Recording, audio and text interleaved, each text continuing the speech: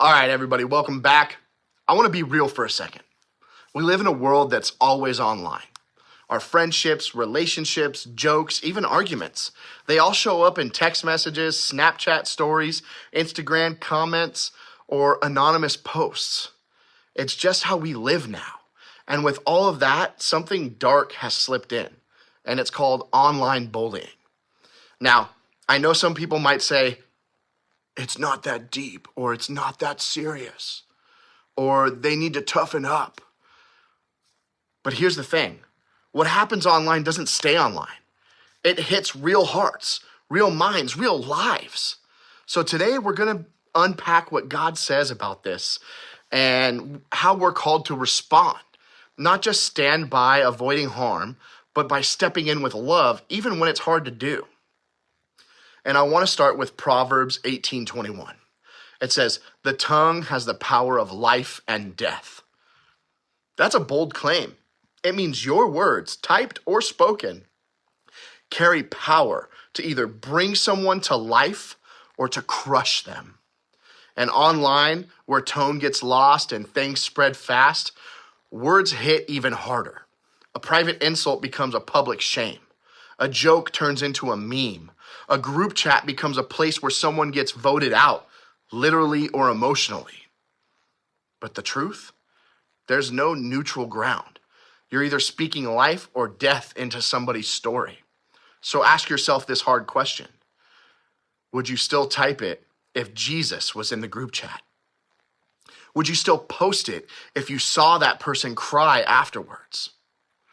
A lot of people say, well, I didn't say anything. I just stayed out of it. But silence in the face of injustice isn't neutral. It's an agreement. When Jesus saw people being mistreated, he didn't stroll right past them. He spoke up. He stood in the gap. He protected the vulnerable. You might not be able to stop every comment or delete every post, but you can speak up when it's your moment. You can say, hey, that's not okay. You can message someone privately and say, I see what's happening and I'm with you. That might not feel like much, but to the person being bullied, it could mean everything to them. Now, let's flip this for a minute. Maybe you've been on the receiving end of this bullying. Maybe people have talked behind your back, shared your private stuff, or made you feel small because of how you look, talk, believe, or love. Let me tell you what Scripture says about you. Psalms 139:14 says, you are fearfully and wonderfully made. You are God's workmanship created with a purpose. That's found in Ephesians 2:10. You are deeply loved right now as you are. So whatever someone else posted, that doesn't define you. Their opinion doesn't shape your identity because God does. And if you've been hurt, please don't carry that pain alone. Talk to someone, a friend, a counselor, a youth leader. Start that journey of healing. Let it begin. You know, forgiveness isn't always easy, but it can be powerful. And here's the part no one likes to talk about, the forgiveness part.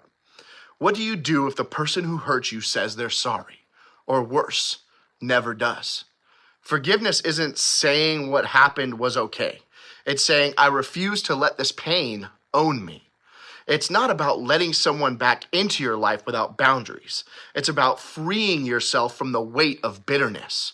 Jesus talked a lot about forgiveness, not because it's easy, but because it's necessary if we want to walk in peace.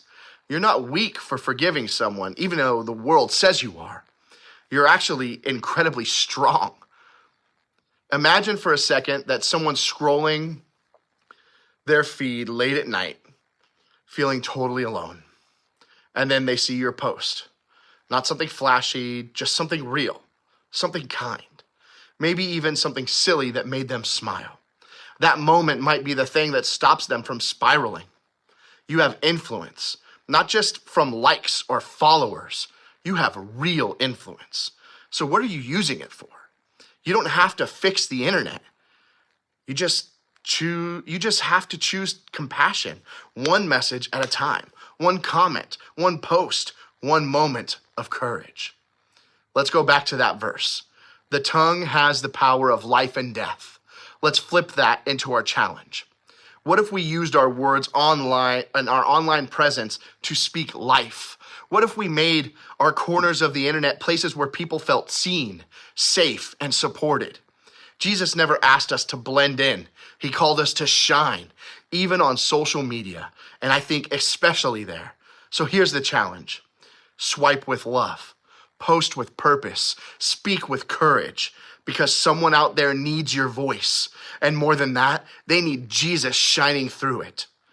So let's all be that light. Take care and have a beautiful week, everybody.